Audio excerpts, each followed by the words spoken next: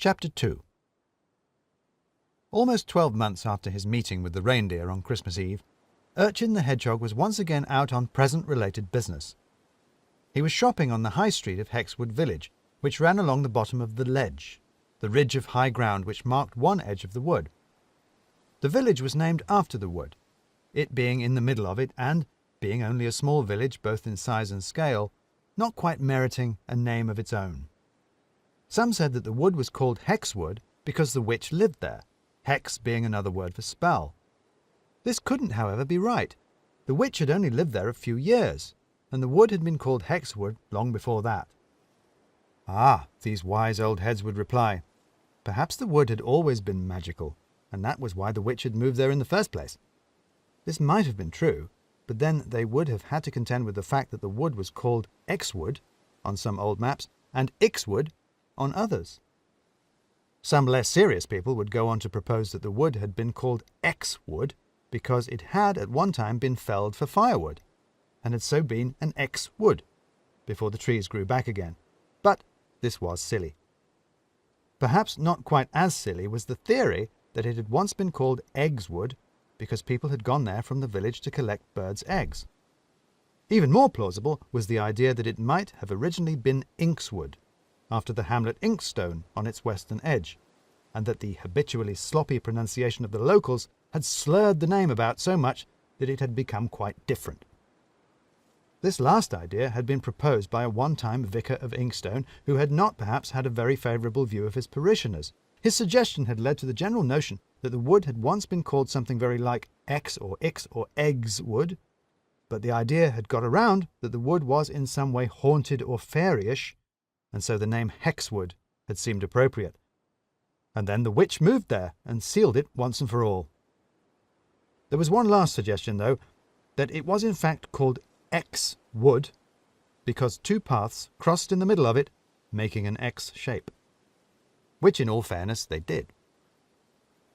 Hexwood made a sort of bean shape, or, if you were of a more fanciful turn of mind, a shape like a plump crescent moon, following the curve of the river Ringing, which ran along its southern side.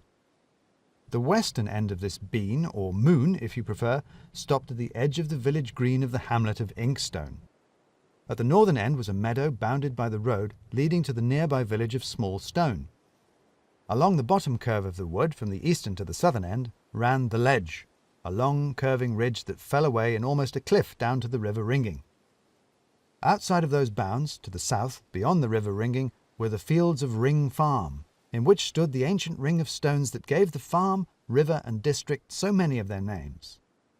To the west, the roads from Small Stone and Ring Farm converged in the centre of Inkstone before they set off over the hill to the town of Stone Magna, which had a proper dolmen, a market square, and a train station. Within those bounds, then, was the actual Hexwood. The southernmost high point of the ledge was a cathedral of huge beech trees, the ground under their dense branches quite bare. It was here that the villagers of Hexwood held their big parties on high days and holidays, laying out long tables in the dappled aisles between the great grey columns of tree trunks. At the eastern end of the ledge was a copse of silver birch, all ghostly and whispering, which the locals called the Silver Forest. And round the witch's house in the centre of the wood were thick firs and yews, dark and shadowy. Most of the wood, though, was quite as you would expect, full of oak and beech, chestnut and ash, bushes of holly and clumps of bramble, carpets of fern and thickets of hawthorn. A long straight path known as the Walk ran from the northern side of the wood, from the Inkstone village green, right down to the southern edge, going up over the ledge and down the other side via some steps to a small wooden bridge over the river.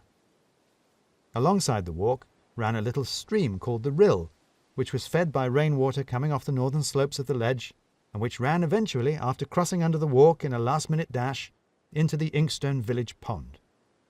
From the western corner of the wood, where it met the road to Ring Farm, to the eastern edge, where it led to the meadow, ran another path known simply as the Twitten. Attempts had been made long ago to lay the Walk out, and it was wide and airy for much of its route, the rill chattering along beside it, sparkling in the sun. But the Twitten ran under the ledge and was overshadowed by it, and often cut its own ditch between overhanging trees, arcs of branches swathed in hanging ivy. The only open part of it was the bridge where it crossed the rill just before it met the walk, but the rest was dark and secretive. Nowhere was it more dark and secretive than where, just beyond the bridge and the crossroads, deep in the middle of the wood, it was suddenly surrounded by threatening firs and the tall prickly holly hedge that stood around the witch's house. There was some debate locally as to whether or not the witch had moved into a house that was already there. Some claimed there had always been a cottage there. Some said there had been only a kind of shack or rough shelter. Some said there had been sinister old ruins, covered over by ivy and populated only by owls and ghosts. The truth was that no one had liked going that deep into the wood, even before the witch lived there, and even those who hadn't stopped to sightsee, there where the ledge lowered over them and the thick trees blocked out the cheerful sun.